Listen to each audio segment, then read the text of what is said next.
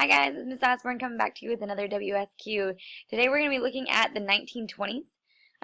We're going to be looking at how culture changed during the 1920s and how it led into the Great Depression. As you watch the video, make sure that you answer the guided questions provided. You may need to pause or rewatch the video in order to answer the guided questions. When the video ends, go ahead and summarize the main points of the video in paragraph form. Make sure that while you're watching the video that you are making sure that you pay attention to the specific vocabulary that's going to appear as bolded and underlined terms. Then I want you to finish by asking one question. This can be something you're still confused about, a general question, or a discussion question for your classmates. The essential question that we're going to be looking at in this video is how did popular culture grow in the United States during the 1920s, even as the debate over the effects of culture on public values, morals, and national identity increased. Spartan historians will analyze how technological innovation has affected economic development in society, and also explain how artistic, religious, and scientific ideas have developed and shaped American society and political life. During the 1920s, there was a lot of new opportunities for women. Coming out of World War I, women were given the right to vote because of the opportunities that they had taken and seized during World War I. Women had moved into the roles that men had left behind in order to go to war, and they were rewarded with the 19th Amendment.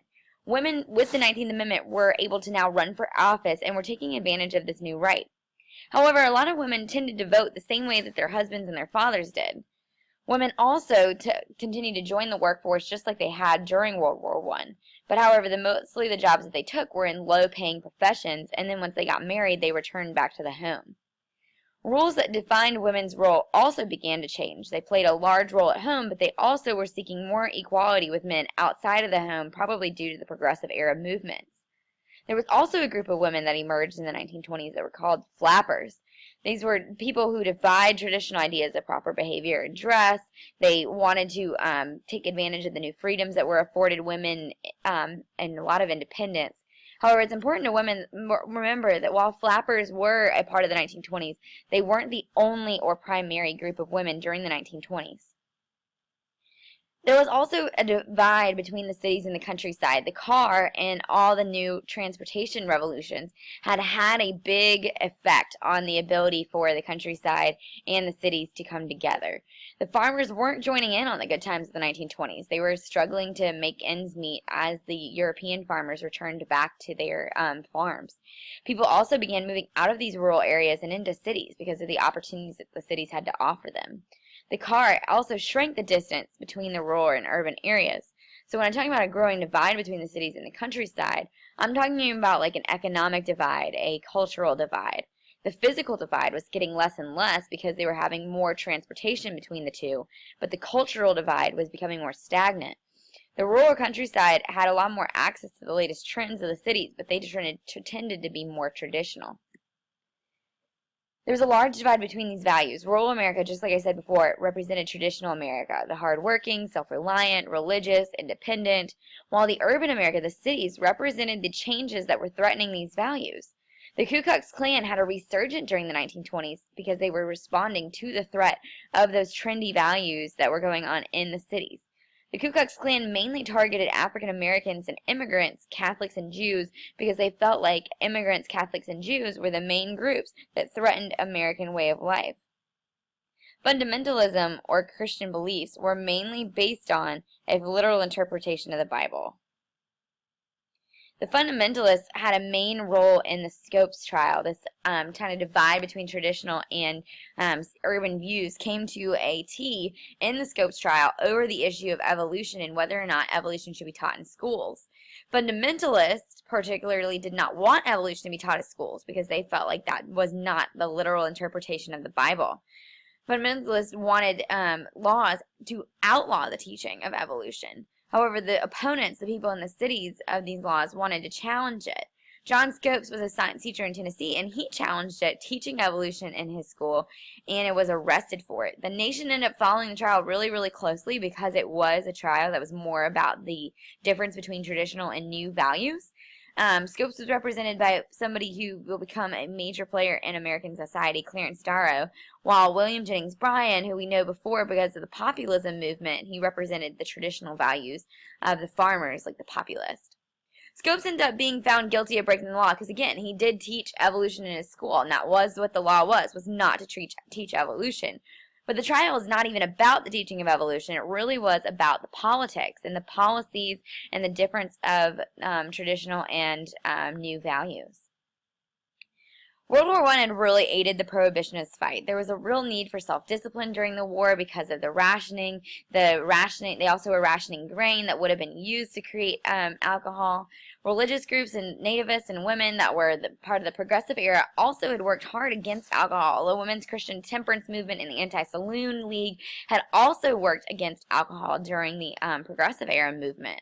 In 1917, Congress proposed an amendment to make it illegal to manufacture, transport, or sell alcohol in the United States, meaning that alcohol couldn't be made, it couldn't be moved across state lines, and no one could sell it.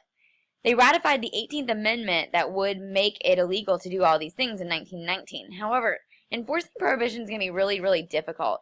Bootleggers are going to start smuggling alcohol for the masses through speakeasies.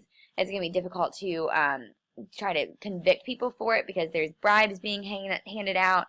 Mobsters get in on the business and end up making a lot of money off of prohibition.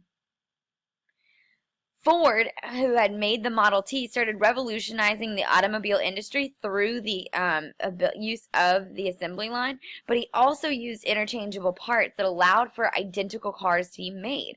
And this also allowed for these cars to be made cheaply because of the use of unskilled laborers to make the cars, but also the cost of goods is just going to go down. Ford ends up paying his workers a lot more than any other factory because he sees the value in giving his workers the same amount of money that would be necessary for them to have the ability to buy the car. This becomes known as welfare capitalism, in which companies provide benefits to employees in order to promote their satisfaction, but also the fact that they would have loyalty to the brand. The automobile also, as it becomes even more pronounced in society, benefits other industries, the steel industry because of the frame of the car, oil industry, glass, rubber, and also tourism because as people became the car became more available, so did the ability to travel. The cities also grew because people started moving out of the cities and into the suburbs in order to get away from the immigrants and the different nastiness that was going on inside of the cities. The new consumer also emerged during this time period. There was a lot of new products, refrigerators, vacuums, and other household products that would make it easier to live in the American life.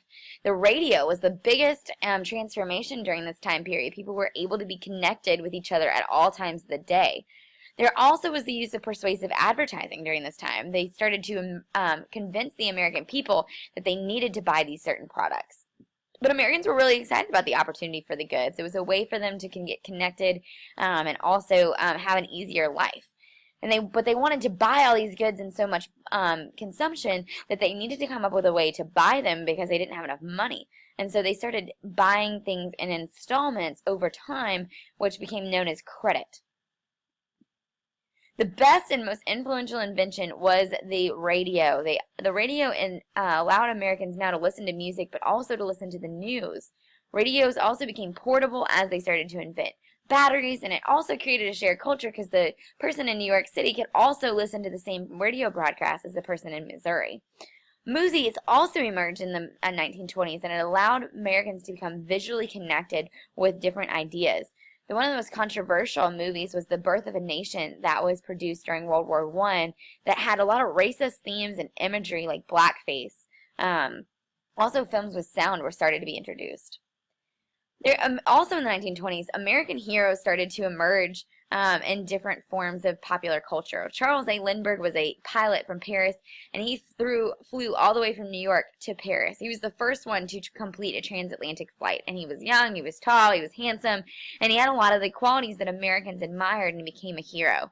Amelia Earhart was also the first woman to cross the Atlantic a little over a year after Lindbergh. In 1937, when she tried to fly around the world, she disappeared somewhere in the Pacific and has never been found.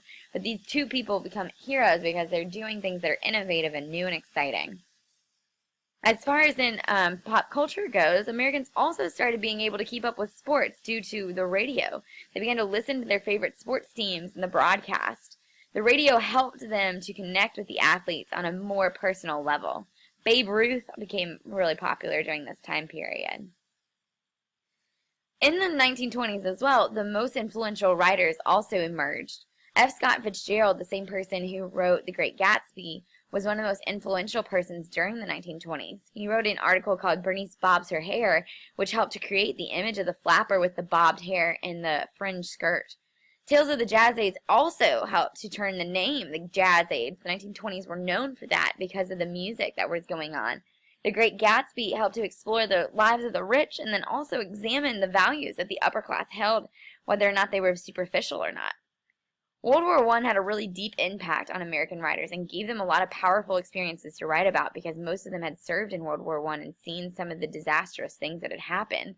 There was a large group of writers from America that moved to Europe after World War I because they didn't feel like they had the same desires, the same freedoms that they desired in America anymore. So the Harlem Renaissance is one of the ages of new birth for African Americans during the 1920s. After World War I and during World War I, African Americans started moving in mass quantities from the South to the North, trying to escape racism, segregation, and also looking for the jobs that whites had left behind when they went off to war. The North, however, is not really much better than the South. Many of the men that returned to war wanted their jobs back, and so there was a lot of tension in the North over jobs between whites and the black. This resulted in race riots in Chicago and many other cities, especially Detroit. Many African Americans believed that they had helped in World War I, and they decided that they had earned more freedom because of this. Marcus Garvey was one of the African American leaders who emerges out of the Harlem Renaissance. He took great pride in his African roots and started founding the Universal Negro Improvement Association that encouraged African Americans to take pride in their heritage and move back to Africa. He started the Back to Africa movement.